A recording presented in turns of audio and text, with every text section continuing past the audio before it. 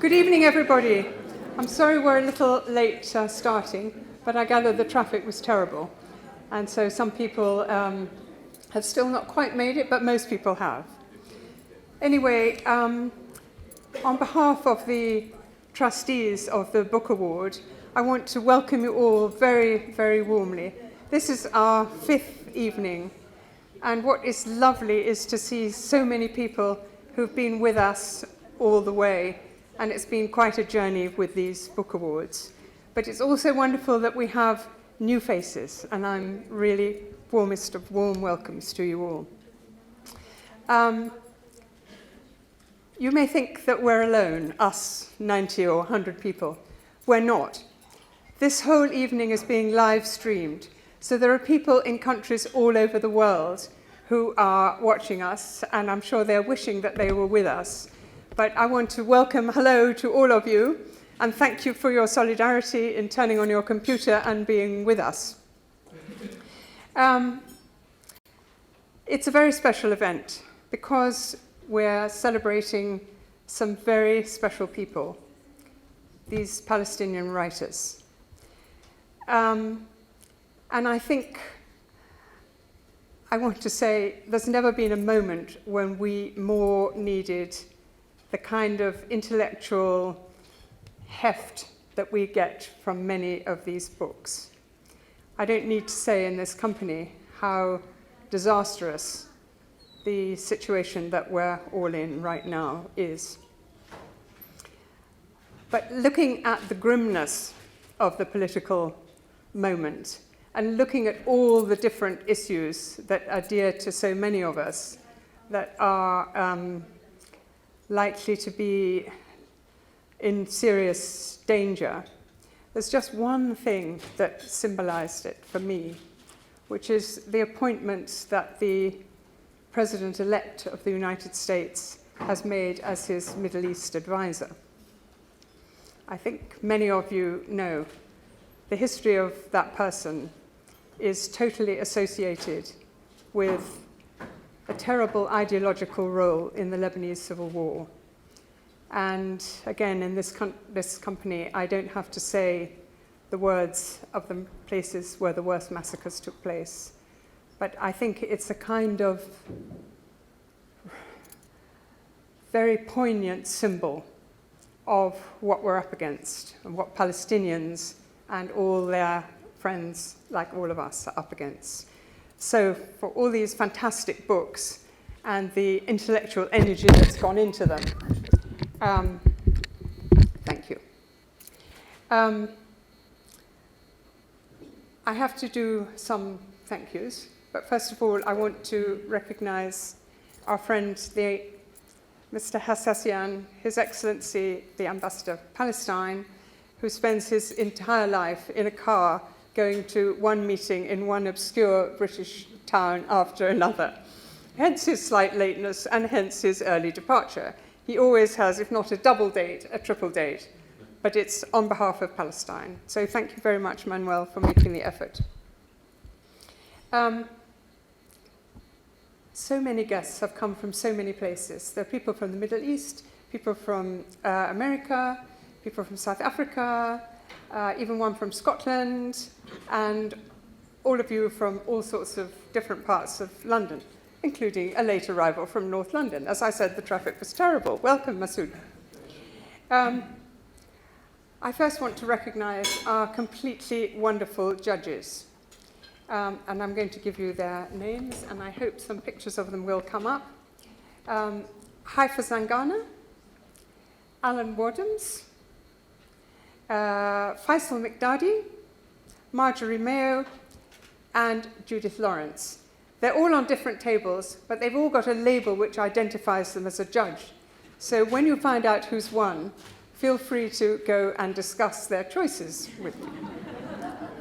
And as always, our judges are very special. Not only are they hardworking and incredibly patient, but they always manage to come to a consensus. We don't do the kind of things that other book awards do, where judges storm out and slam the door and brief the press about how rubbish the other judges are. Everything was done with the greatest of good humour, and I think they've made very fantastic, fantastic choices.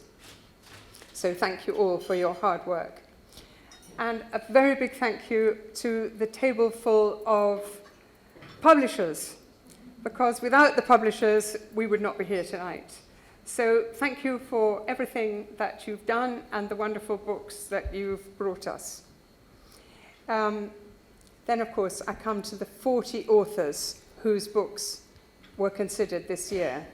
40 authors, 40 fantastic books. And the number is growing all the time. And when we started out, we never thought that we would get to this point, this kind of interest in Palestine and so many fabulous books. We have a short list of 7, and 4 of them are with us tonight.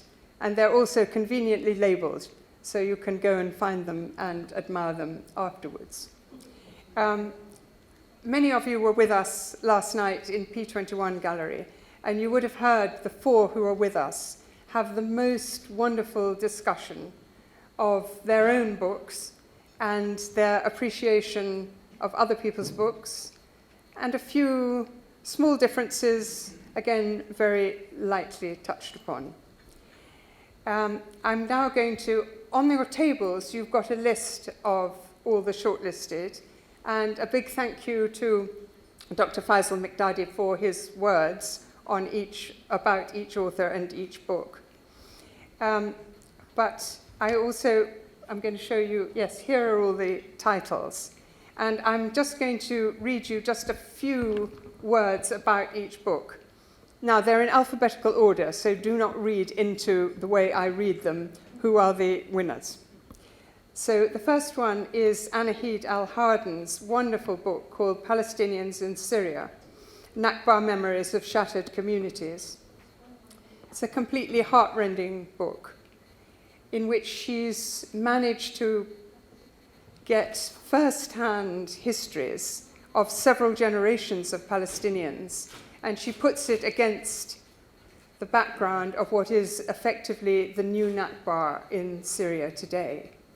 And I think it's particularly poignant because the Syrian camps, the Syrian Palestinian camps, were the only camps in the diaspora where people could make a dignified life for their children, and it's gone. It's gone. So thank you, Anahid, for your wonderful book. Then we have I Remember My Name, which is by Jahan Basisu and 2 other poets, and has a wonderful illustrator, and you can see from the cover, but also inside the book. We were all very excited by having a poetry book in the shortlist. It's a first for us.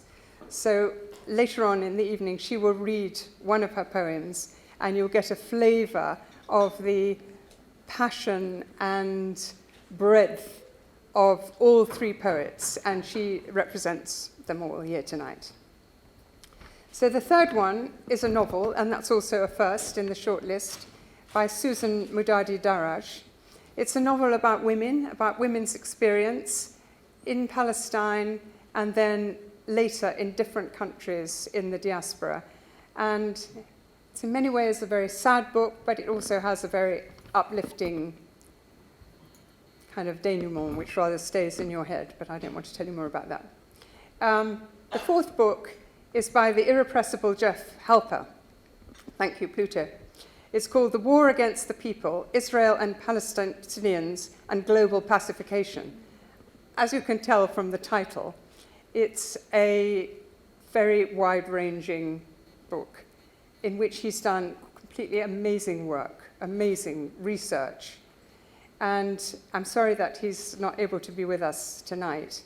But what it is a kind of tour d'horizon of Israelis' security strengths and how that security aspect is used in all the diplomatic and the marketing of Israel. You probably know him, or many of you will know him, as the rather large and tousled figure who often is visible in videos of house demolitions. He's the chair of the Israeli Committee Against House Demolitions. The fifth is Lorenzo Kamal. Thank you, Lorenzo. A very serious book for Britain. It's called Imperial Perceptions of Palestine, British Influence and Power in Late Ottoman Times. Well, I think you can all imagine the scale of this book. Anyway, it's, again, wonderful, very first-hand research in many archives. And rather complementary to that is the next book by Shireen Sekali, which is called Men of Capital, Scarcity and Economy in Mandate Palestine. And she gives a picture, also from very good academic research, a picture of the kind of businessmen and the kind of economy that there would have been if the British mandate had not taken the turn that it took with its double dealing. And the last is Yasser Suleiman's Being Palestine, Personal Reflections on Palestinian Identity in the Diaspora.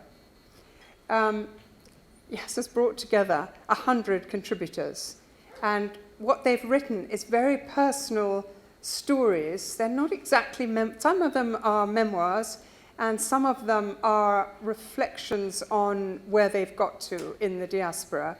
And it's a very, very rich book. I just want to end by saying my personal thanks to all the authors for their incredible hard work and very, very special, imaginative, and original books that they've given us. So have a wonderful evening, and we'll see you a bit later on.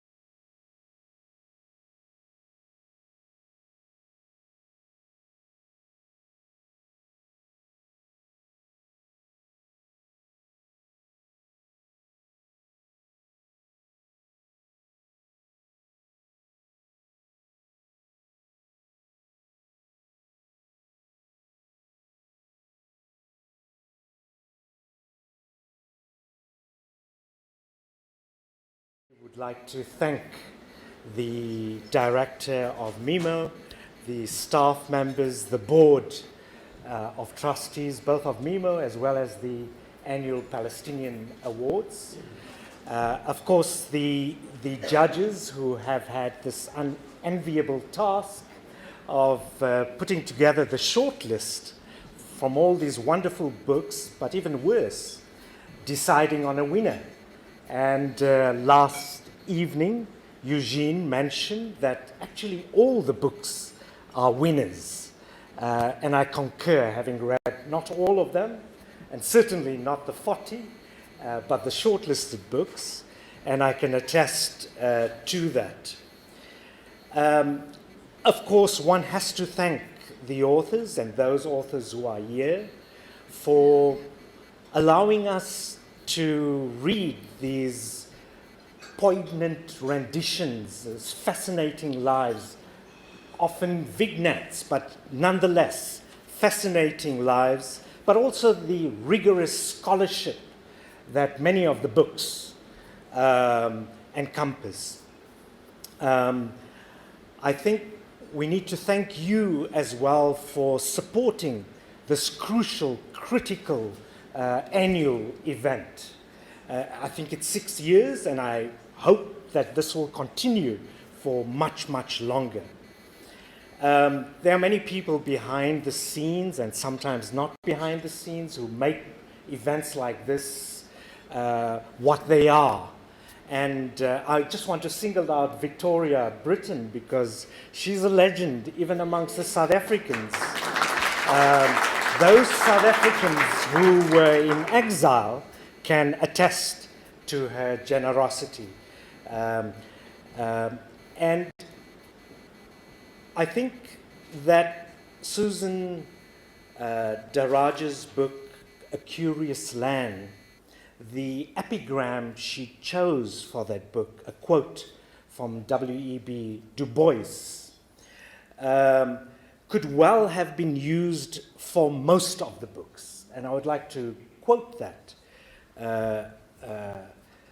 Du Bois said that, "How curious a land is this, how full of untold story, of tragedy and laughter, and the rich legacy of human life, shadowed with a tragic past and big with future promise." Yassir Suleiman's book, Being Palestinian, evocatively captures in his prologue to the book what he calls another strand of identity, consisting of material culture, the binding force of food with all its textures and aromas. He mentions knafe, maklube, tabbouleh, etc. Excuse the pronunciations. I've tasted the food though, and I've smelt the aromas, and I'm familiar with the textures. The trees, the olive trees, orange trees, fig trees, the embroidery, some of which we see here, the landscapes, and also the cultural forms such as music, poetry, dance, and especially dabke, which he says, and I quote, emerges as a form of tactile encounter with Palestine as a point of reference. The taste buds, it engages the eyes and the ears in the same way as food engages the taste buds, and spring blossoms engages our sense of smell. In spite of all the pain and suffering that are the integral part of being Palestinian, Palestine, he says, remains an object of love. But, as some of the books show, the Palestinian struggle, the catalogue of lived experiences, even before the Nakba and beyond the Naksa, does not only exert a visceral tug on many around the world, Palestinian and non-Palestinian alike. So a cold reading of imperialism shows that apartheid Israel is needed as a fundamentalist, militarized warrior state, not only to quell the unbowed Palestinians, but also as a rapid response font of reaction in concert with despotic Arab regimes to do the empire's bidding, not just in the Middle East, but also beyond. And some of us in other parts of the world can attest to this. Over the years, the role of Israel has included support for the mass terror waged against the people of Central America and South America, and facilitated the evasion of international sanctions against the apartheid regime in South Africa. And throughout the apartheid years in South Africa, there were individuals and groups who identified and stood in solidarity with the Palestinian people struggle for freedom. South Africans struggling against apartheid policies and realities were amused when the then apartheid Prime Minister Hendrik Verwoerd, many saw him as the architect of apartheid, when he stated in 1961, Israel, like South Africa, is an apartheid state. In 1976, a watershed moment in the resistance against apartheid, the Prime Minister of John Foster was invited to Israel and received with open arms by the likes of Yitzhak Rabin and Shimon Peres. And of course, many of you know that in 1976, hundreds of school children were mowed down, starting from the streets of Soweto, but elsewhere in the country as well. But the links between these two countries go back much further. Weizmann, a close friend of General Jan Smuts, was the South African delegate to the British War Cabinet and Premier of South Africa at that time, and he was a passionate supporter of the Balfour Declaration. In addition to identifying with the struggle of Palestinians, South Africans recognized that Israel was playing a role in their own oppression. For instance, Israel was an important arms supplier to South Africa despite the international arms embargo, and as late as 1980, 35% of Israel's arms exports were destined for South Africa. Israel was loyal to the racist state and clung to the friendship when almost all other countries' relationship with South Africa dissolved. And during the 1970s, this affiliation extended into the field of nuclear weaponry, when Israeli experts helped South Africa develop at least 6 nuclear warheads.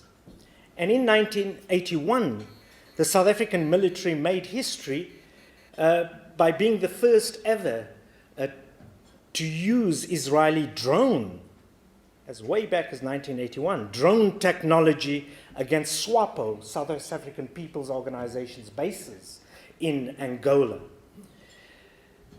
And in the 1980s, when the global anti-apartheid movement had forced many states to impose sanctions on the apartheid regime, Israel imported South African goods and re-exported them to the world in a form of inter-racist solidarity. Israeli companies subsidized by the South African regime, despite the pittance they paid workers, were established in a number of Bantustans. But today, besides providing a ready supply of personnel and equipment to terrorize whole populations, Israel also trains police forces and military personnel around the world, lending its expertise of collective punishment, pacification, and terror. For instance, at least 2 of the 4 law enforcement agencies that were deployed in Ferguson, Missouri, after the killing of 18-year-old Michael Brown in August 2014, the St. Louis County Police Department and the St. Louis Police Department had received training from Israeli security forces in recent years. Now, I say this, and I can give you many more examples if I had more time, is that we have to recognize that the Israeli economy was founded on the special political and military role that Zionism then and today fulfills for Western imperialism, while playing its role to ensure that the region was safe for oil companies and course, various royal families. Today, Israel has carved out a niche market producing high-tech security essential to the day-to-day functioning of corporate globalization. The weaponry and technology of the Israeli military-industrial complex, which it exports around the world, are field-tested on the bodies of Palestinian men, women, and children. And so I was very glad that the judges shortlisted Jeff Halper's book, War Against the People. Jeff Halper describes Israel's role in what he calls the global pacification industry. And he makes the very important point that the occupation, and I quote, represents a resource for Israel in two senses. Economically, it provides a testing ground for the development of weapons, security systems, models of population control, and tactics without which Israel would be unable to compete in the international arms and security markets. But no less important, he says, being a major military power serving other militaries and security services the world over lends Israel an international status amongst the global hegemons it would not have otherwise. Now,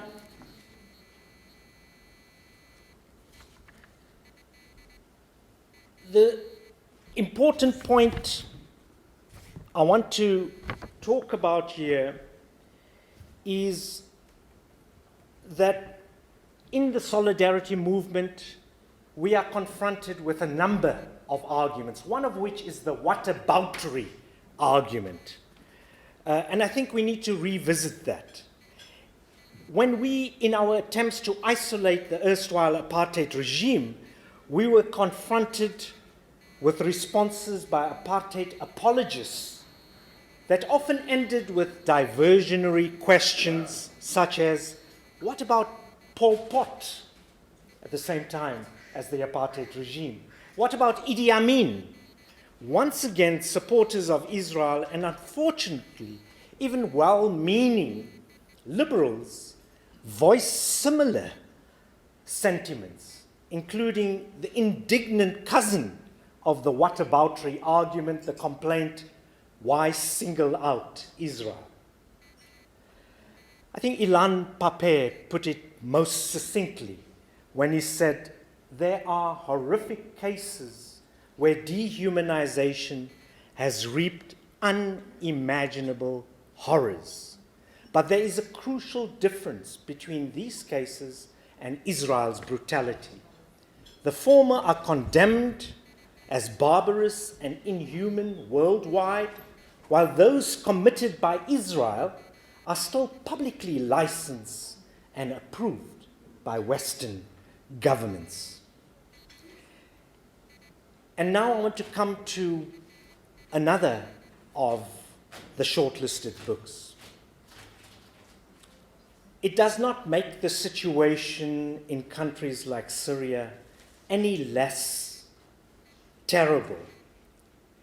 And as an aside, the examples given in Anahid's book are a stark reminder of the horror, the unimaginable horror that Ilan Pape talks about. And I'm thinking particularly of the two examples she gives at the beginning of the book, that of Khalid Bakrami and Hassan Hassan, both tortured and killed in 2013, both in their 20s. But coming back to the point I was making is that the supporters of Israel miss the key issue. The Israeli regime is, of course, not the only one worthy of opprobrium and censure. But in the past, it would have been absurd and foolhardy to have a boycott, divestment, sanctions camp strategy against the genocidal, an isolationist Pol Pot regime, or today against the horrific Boko Haram or Daesh. It is a particular tactic chosen because of its potential effectiveness in a particular situation. And as the sorely missed writer and journalist Mike Makisi explains, arguing that one should ignore the specific call for BDS against Israel because it is not simultaneously aimed at all oppressive regimes, is like arguing you should cross a picket line because the union in dispute is not simultaneously picketing all other employers. So the demand of the campaign to isolate Israel is not that Israel should be better than other countries, but that it should adhere to the very modest minimum standards of human rights and international law. It is an attempt to end the impunity given to Israel. In fact, Israel is singled out by Western powers for special treatment. And the material support the Israeli state has received has not tempered its crimes, but has instead made it more vicious. It should be seen in all its nakedness as a pariah state like Israel's dear and unlamented former friend, apartheid South Africa. Now, for close to 70 years, Palestinians have alerted us to one outrage after another. Injustices piled upon injustices without the commensurate scale of global solidarity required to make a difference in the lives of Palestinians. The periodic mass slaughter of Palestinians, including about 10 long years of a medieval-like siege of Gaza, adds to the urgency of political action.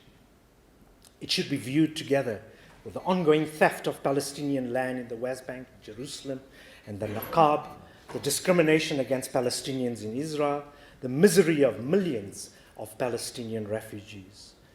And of course, we all know that the Israeli state is not interested in a just peace, but rather the pacification or ethnic cleansing, or as many increasingly conclude, using the UN definition, the genocide of Palestinians.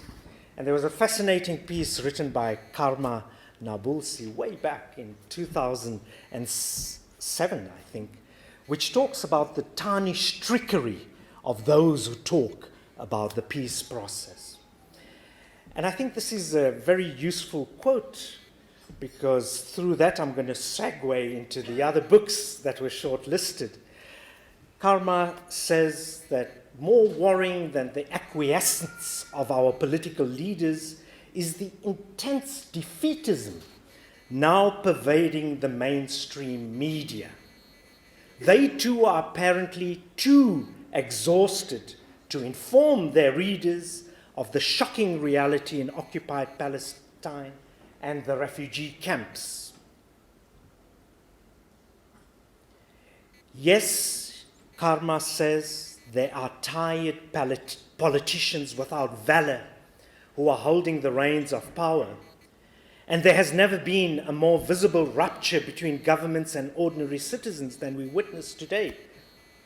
2007, but today as well, even more so today.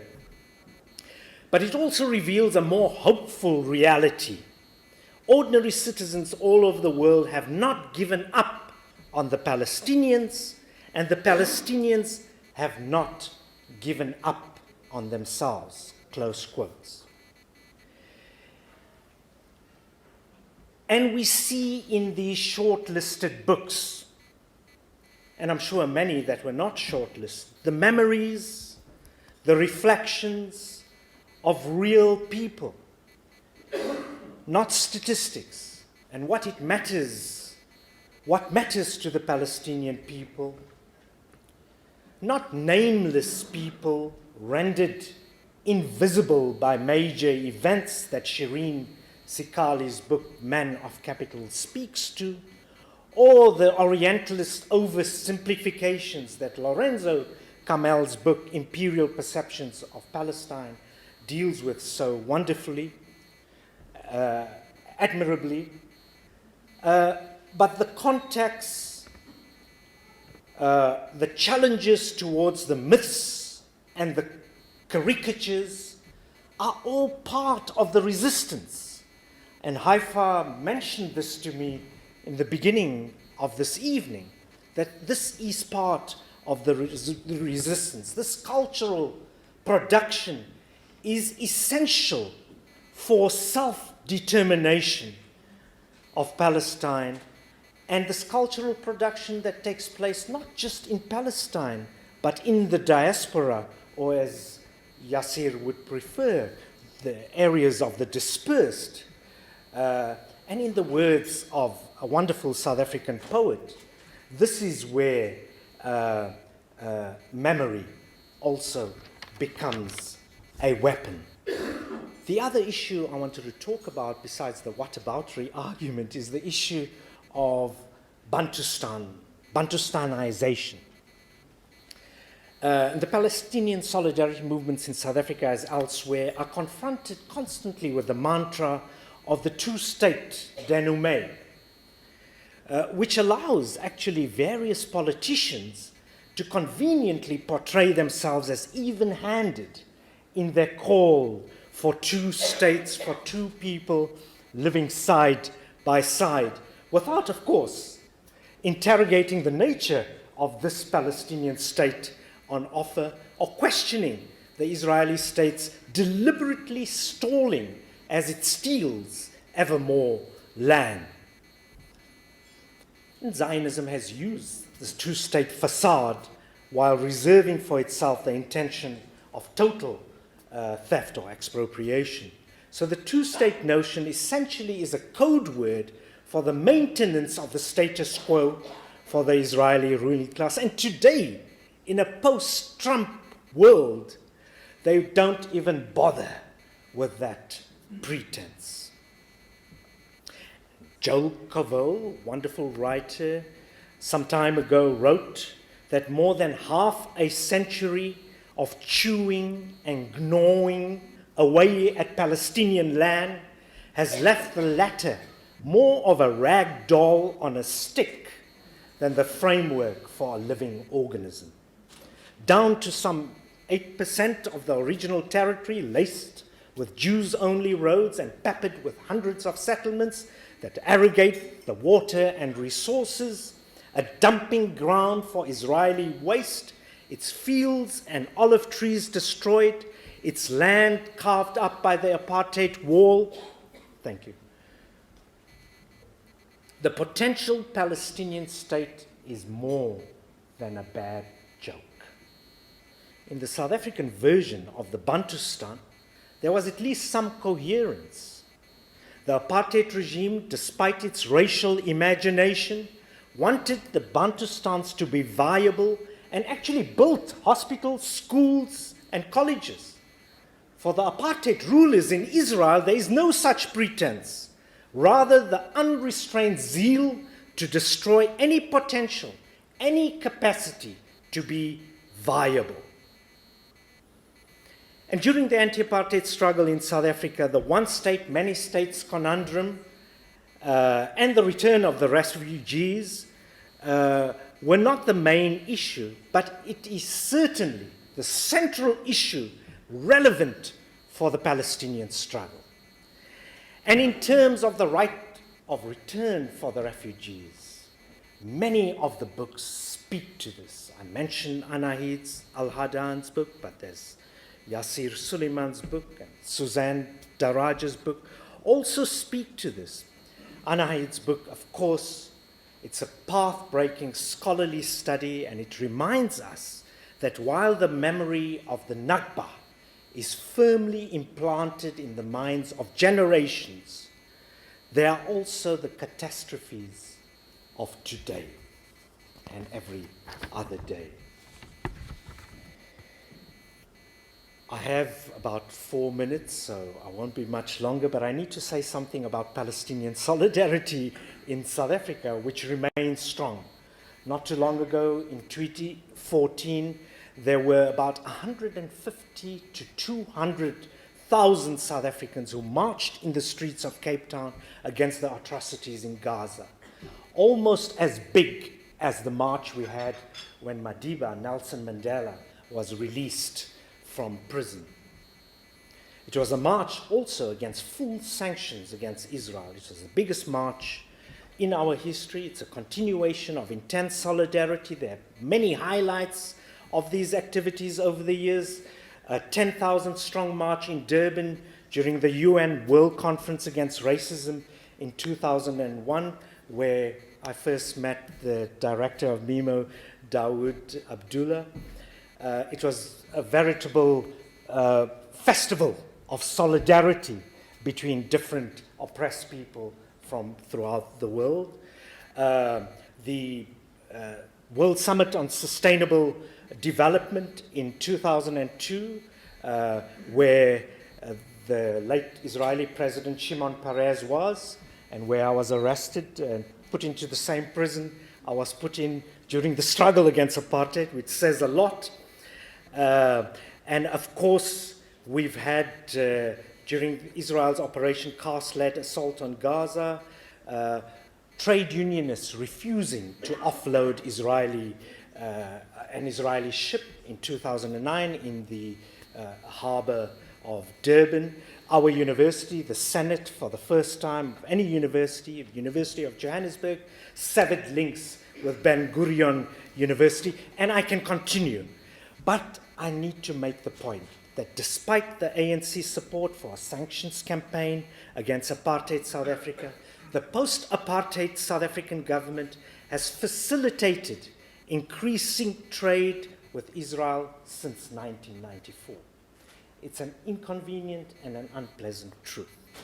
In a response to the overwhelming sentiment of South Africans to expel the Israeli ambassador during the last outrage in Gaza, our Deputy President Cyril Ramaphosa said, "It's often best when you want to solve problems to remain engaged so that you can have some leverage." For many of us, unfortunately, this was a variation on the constructive engagement espoused by the likes of Thatcher and Reagan. Activists have criticized the South African government's way of having it both ways, of providing a seemingly rhetorical support response to the groundswell of clamor to condemn Israel's violation of Palestinian rights and sever all ties with Israel, while keeping open the avenues of trade that are seen to benefit, really, the South African elite. And many of us are simply fed up with this empty posturing and what we perceive as lucre trumping principle. But despite this, for South Africans, as for many others, support for Palestinian liberation is now the emblematic solidarity movement of our time, as the struggle of the Vietnamese people and of the peoples of Southern Africa once was. And I want to end this talk with a poem which for me captures the internationalism, but also one of the panelists remarked last night that a strong sense of fighting injustice is quintessentially Palestinian. And for me, this poem, some of the poems Jihan read out last night, I hope this wasn't the poem she chose for this evening, but the poem's name is My Name is Herman Wallace. Herman Wallace, of course, was a member of the Angola 3. Just want to read the poem, won't be long. Angola 3, and of course, it's a prison in Louisiana, and in fact, it's named after a former slave plantation of slaves who were brought from Angola. And this prison, Herman Wallace spent 41 years in solitary confinement. He died a few days after he was released, and his final words was, "I am free." So Ramzi Baroud's poem reads, "I am a black Palestinian, South African, Vietnamese. My name is Mohammed Fatima, Wallace, Mandela, Dura, King. Resistance is my creed. Prophets found their sanctity when they were shot on my soil by Israeli bullets in the Battle of Din Bin Phu. And just when you think I am defeated, my fist will rise from the charred earth in a painting by Naji Ali, through the thick walls of Louisiana State Penitentiary, in the streets of Hanoi, amid the rubble of a Gaza mosque.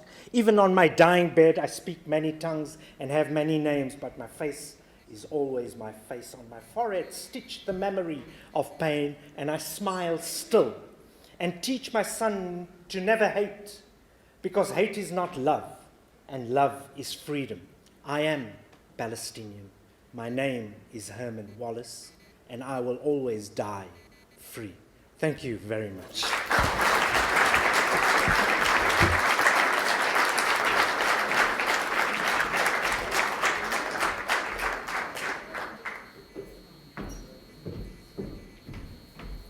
Thank you very much, Professor Valley. I would now like to introduce Jihan Efsesor, who is a shortlisted author for the Palestine Book Awards.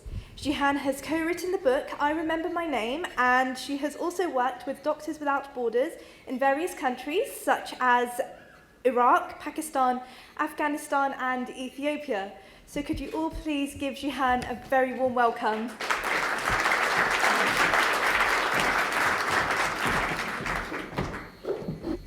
Thank you, everybody. I'm really, really happy to be here. Thank you, MEMO. Thank you, judges. Thank you, everybody. And thank you especially to my mom, who came with me. Thank you, Mom. I was told I have 2 minutes, and then I was told I have 10 minutes. So to be on the safe side, I'm going to share 2 pieces with you. Hopefully, it will take 5 minutes. So I think that's a good compromise. I wrote this poem in response to a headline I read in a Lebanese newspaper called the Daily Star. The headline was, "Cemeteries in Palestinian camps short on space."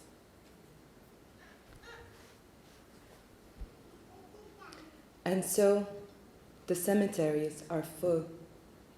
In Lebanon, Jordan, Syria, and Gaza, we will soon bury Palestinians above ground. Nowhere to live now. No quiet place to die with dignity.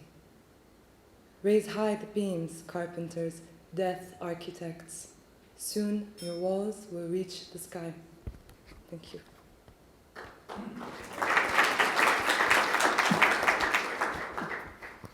This is one of my favorite poems.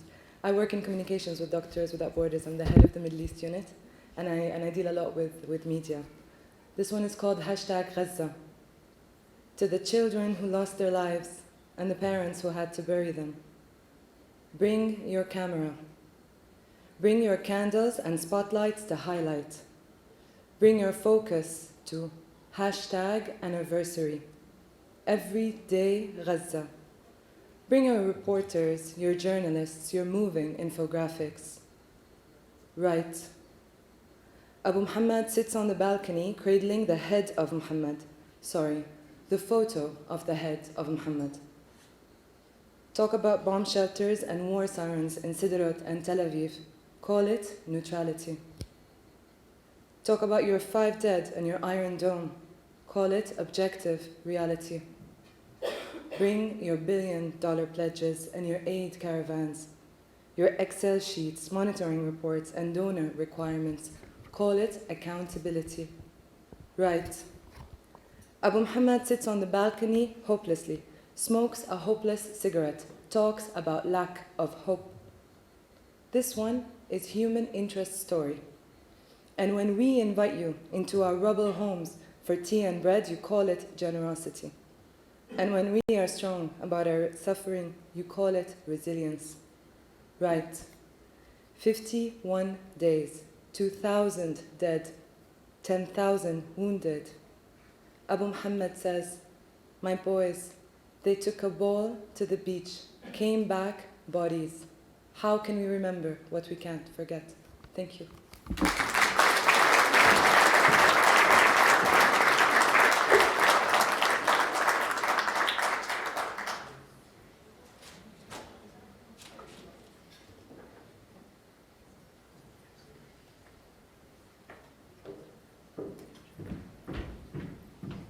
you very much, Jihan. That was absolutely amazing. And now I'm pleased to say that the second best part of the night is here, and that is dinner. So enjoy.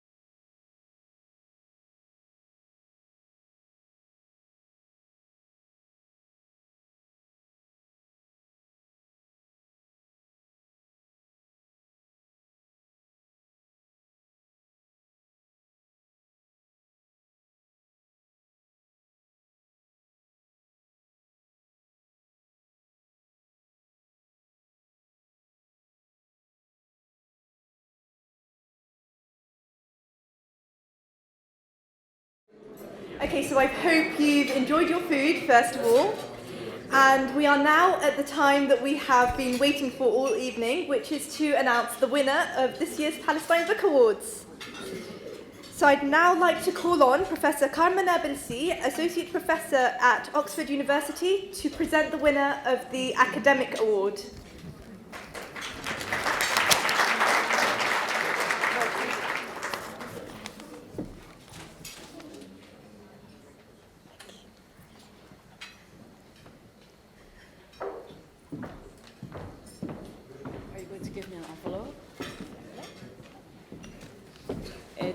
Real honor to be here with my old friend Salim, with so many other old friends. Hello. Who can't hear me? Can you hear me now? Okay, I'll start again. It's a great honor to be here with my old friend Salim, and many old friends here, although I remain young, of course. You know, we have to struggle on many, many levels as Palestinians. We have to struggle on all levels. And one of the arenas we have to struggle is in the academic arena. And it is a dirty fight in there for Palestine. So it is a great privilege to see these generations of talent who are being very clean and strong about Palestine in the academy, where there's a lot of pressures. So they don't want to hear any of this. They want just to. So it is my great honor and pleasure to announce the winner of the Academy Award. We have two winners. We have Lorenzo Kamel for Imperial Perceptions of Palestine. Where is Lorenzo? And we have Anahid Al-Khalid for Palestinians in Syria. Please come and accept your awards.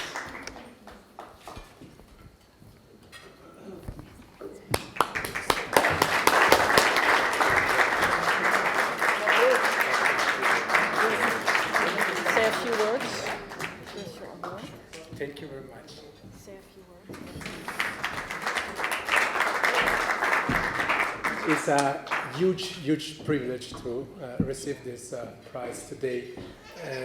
I would like to start thanking the organizers of this ceremony and also the organizers of the evening of yesterday, starting from Yasmina Lush,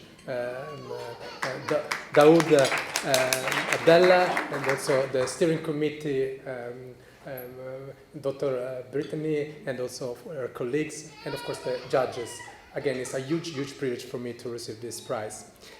The book that you are awarding today aimed to provide a top-down perspective based on primary sources on the process, the simplification process that the Eastern Mediterranean witnessed in the historical period between the mid-19th century and the first decades of the 20th century. However, the last part is focused on the bottom-up efforts through which the local populations today are trying to break the vicious cycle connected to this process of simplification. They are trying to establish archives, to foster new narratives, to use new documents, and so on. Today, a wide number of books and academic and non-academic articles are published on issues connected to what has been referred to as the ethnocentric drives that are taking place in the Middle East. Joshua Landis, the director of the Center for Middle Eastern Studies at the University of Oklahoma, pointed out, for instance, that we are witnessing the rearrangement of populations to better fit the nation state that were established after the First World War. Other scholars went a step forward, contending that amid tragedy and horrors, in this case I'm quoting Pipes, populations are adapting to the cruelty of modern nationalism, and countries like Iraq, like Jordan, like Syria are becoming a little bit more stable. However, despite the fact that are increasingly mentioned, these opinions can provide just a very little fragment of a much more complex reality. And they are very much part of the process of simplification, a contemporary process of simplification. On the one hand, it seems to imply that the wars that are plaguing this region are largely connected to religious or ethnic differences. On the other, it seems to imply that dividing populations might provide a relatively quick solution and long-lasting stabilization of the region. Here is enough to mention that for centuries, Jews, Christians, Sunni, Shia, and other religious groups and confessions have lived in the region, reaching a level of coexistence higher, in a comparative perspective, higher than that registered in most of the rest of the world, Europe included. For centuries, the belonging to a certain set has been, for centuries, just one, often secondary ways of expressing one's identity. So I do believe that shedding light on a bottom-up perspective, on the bottom-up efforts of this population to break the vicious cycle of this process of simplification is a powerful antidote to the geopolitical reductionism that is so popular in our days. And my book is an attempt that goes in that direction. Thank you very much again.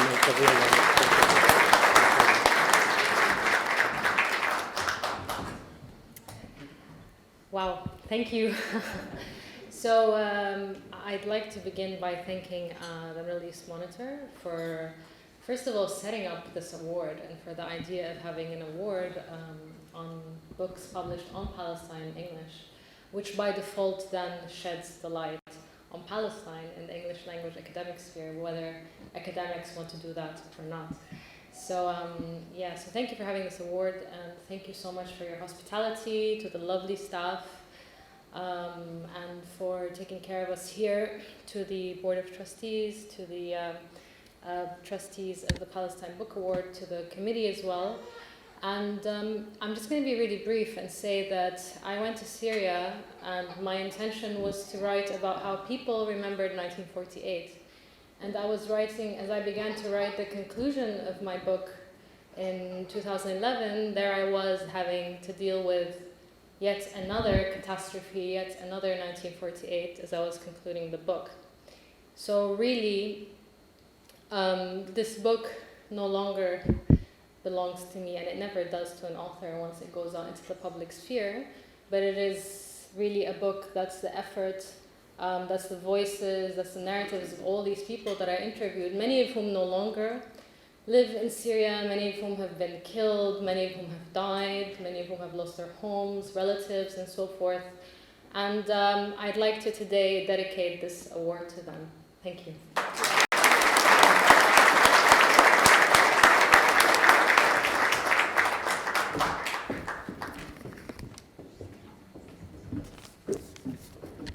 I would now like to call on Alan Waddams, who's one of our judges and also chair for the Medical Aid of Palestinians, to present the winner of the Memoir Award.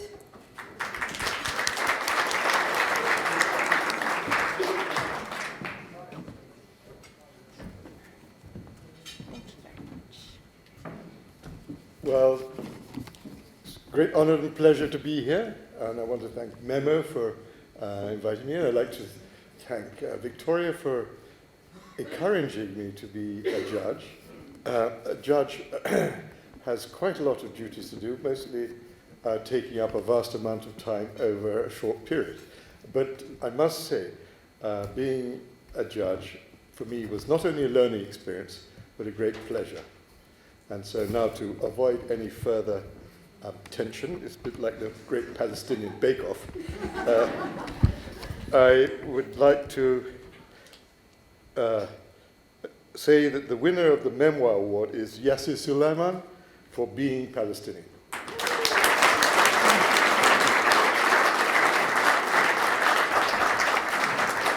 Which I have read.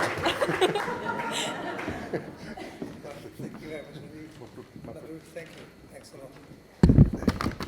Well, thank you. Well, thank you very much indeed. I'm receiving this actually on behalf of the 102 people who contributed to being Palestinian. I'm not the author of the book. I'm the editor of the book. The idea was my idea. So I would like to thank them all for cooperating, for writing, and writing from the heart, presenting Palestine in a way that is so unpolitically political, and that was the intention behind the book, to bring politics, but in a different kind of way. So I would like to thank them all. Also, just to say that this is a special book. I've authored books in a different kind of way. This is not an academic book, and it gave me the freedom and the pleasure to explore with colleagues ways of looking at Palestine, so many different ways of looking at Palestine. And by the end of the book, I ceased to know what Palestine means really, because it means all these things that have been written about. But also the cover of the book has a special meaning for me, because there's my son on the front of it, looking at Edinburgh on one side and Jerusalem on the other side.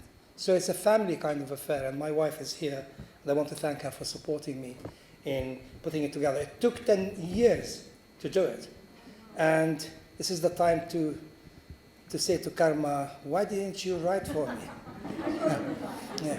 So she gave me an endorsement, so I invited so many Palestinians, and I think my theory is this, is that when I invited them and say, please condense everything in 1,200 words to 2,000 words, many of the Palestinians thought, well, how could I just write about Palestine in that sort of space of words? But I think the authors have done a wonderful job.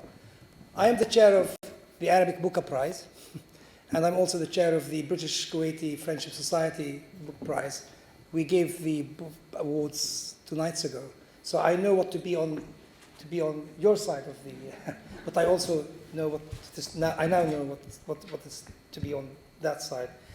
Well, thank you for honoring the contributors to the book with this award. They'll be so pleased to. I'm sure that most of them are watching tonight because we've told them this is on. So, folks, wherever you are, this is your award. Thank you very much indeed. And just to thank the organization, to thank the judges, to thank the people who produced this lovely, lovely night, and just to say that I know how much work goes into these things, so thank you very much indeed. And I'm honored to hold it and to present it to my colleagues and to Palestinians. Just also to say, please buy the book. I'll tell you why. Because the proceeds of the book, and the book has done very, very well in terms of sales. It got into the Amazon UK site in the first 6, 7, 8 weeks in 3 different categories into the 100. Actually, it got all the way up to 6. All the proceeds from this book are going to go to 2 organizations, Medical Aid for Palestinians and also Scottish Medical Aid for Palestinians. So everything from this book goes to these two organizations. Thank you.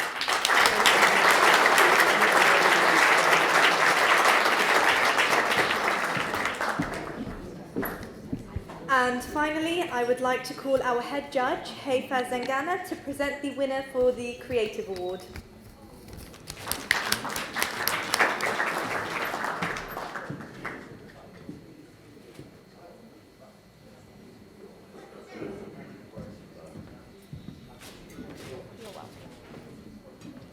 Well, thank you very much for being with us. This is very special. We've been working, all the judges, we've been working for many months. I wouldn't say how long, because that will really show whether we read or didn't read. But we did read the books, and there were many. And I developed, meanwhile, a very special relationship with our postman, waiting for, because I was worried, maybe this year won't happen like last year. We had a record number last year, maybe we're not going to catch up. But he was really a very good man. He delivered one book after the other, and almost I was like receiving the idea of Palestine through every morning, a precious moment for me. Now, the winner of the Creative Award is Ramzi Baroud, Samah Sabawi, Jihan Siso for I Remember My Name. It's fantastic book.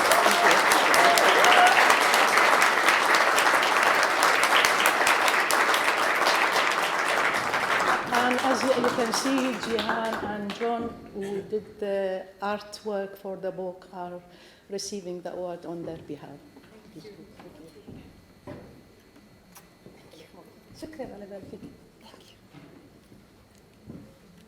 This is super cool.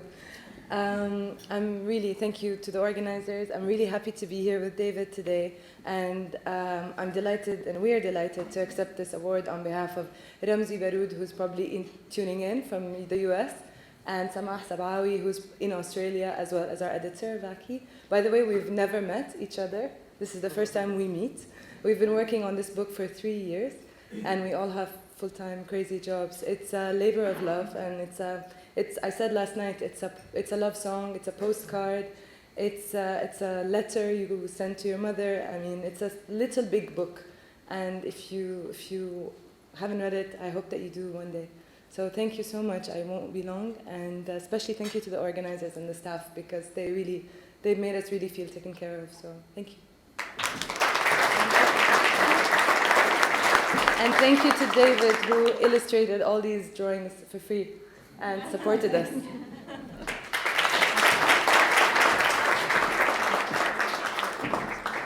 It's very easy. Right.